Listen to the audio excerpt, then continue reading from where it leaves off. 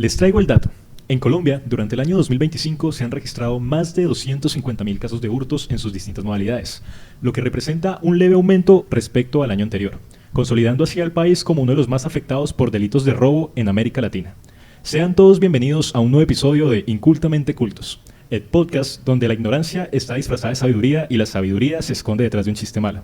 Hoy vamos a hablar de algo que todos hemos sospechado, sufrido o incluso presenciado: la corrupción y los robos. Pero no desde el drama que el tema pueda tener, sino desde el análisis económico del derecho. ¿Por qué roban? ¿Qué incentivos tienen? ¿Y cómo el diseño institucional puede hacer que robar sea más fácil que pagar impuestos?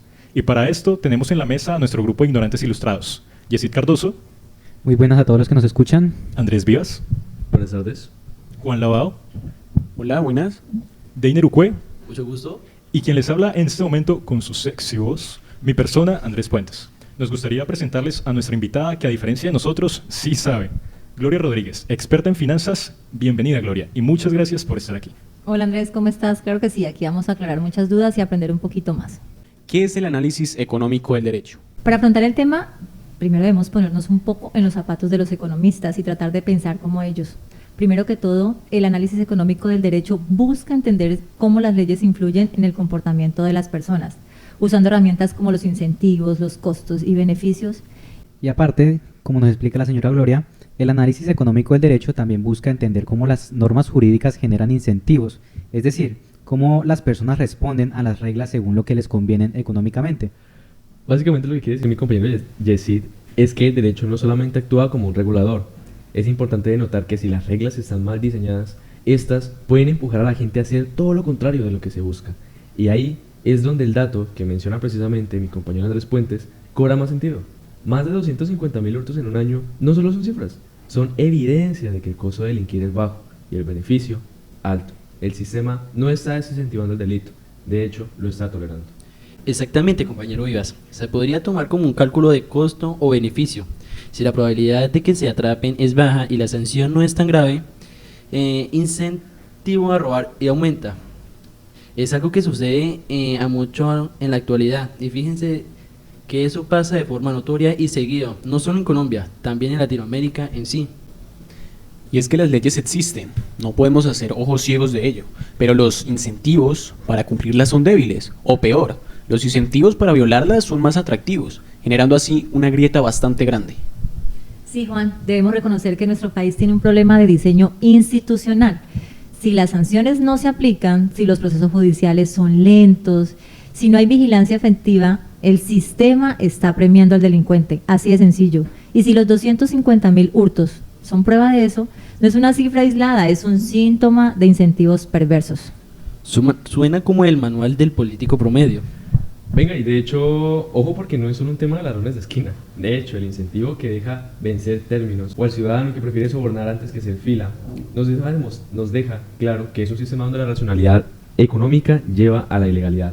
Si el sistema no castiga, entonces premia. Exactamente. En el ámbito de la economía, eso es lo que llamamos incentivos perversos, ahí estamos aclarando.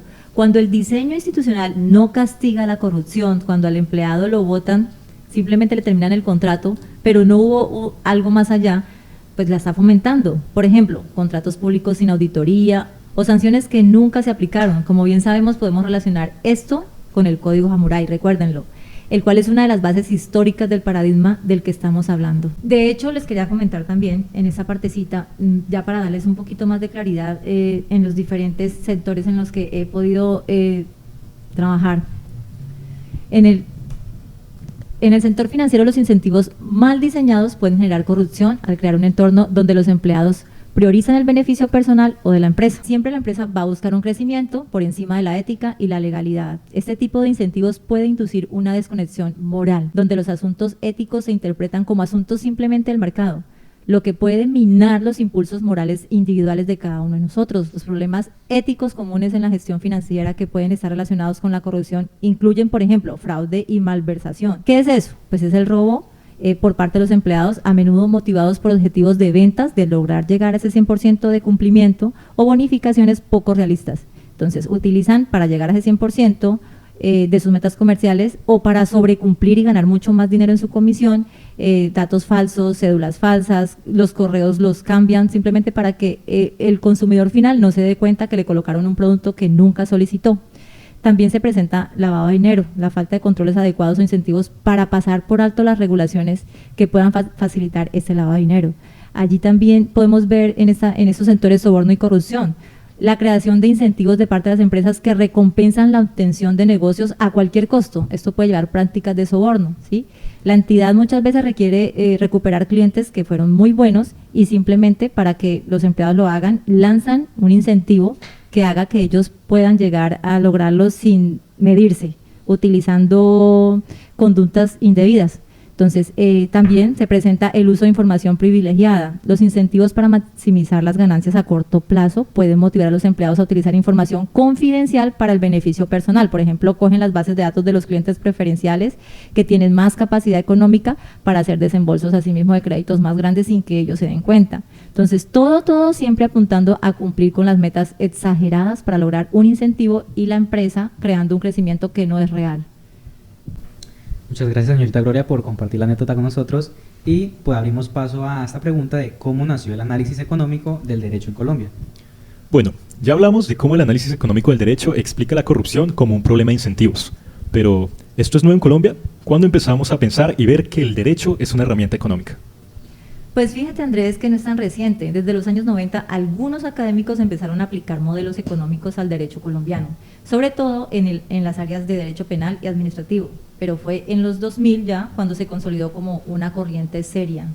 Efectivamente, señorita Gloria, si no recuerdo mal, Germán Silvia García escribió sobre esto en el 2000, en la revista de Economía Institucional.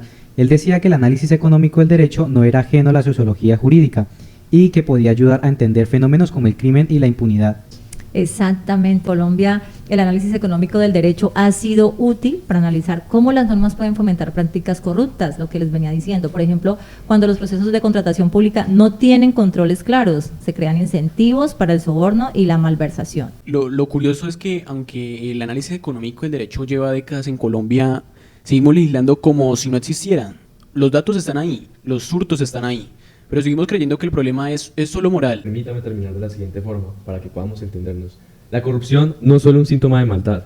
Esta proviene debido a que el sistema lo permite. Y si el sistema permite el increíble número ya mencionado en repetidas ocasiones de hurtos, pues, hombre, lo siento mucho, pero hay que admitir que nuestro sistema está roto. No es un problema de valores, es un problema de diseño. El análisis económico del derecho nos ayuda a entender que el comportamiento corrupto muchas veces responde a incentivos mal diseñados y abusos empresariales.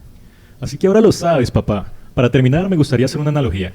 Rousseau nos presenta en su obra El contrato social cómo todos nosotros, quienes formamos parte de la sociedad, brindamos una parte de nuestra libertad, con el fin de ser regidos de una forma correcta. Y las múltiples constituciones que hemos tenido en nuestra historia nos han demostrado que solidez es lo que menos se ha presentado en este país.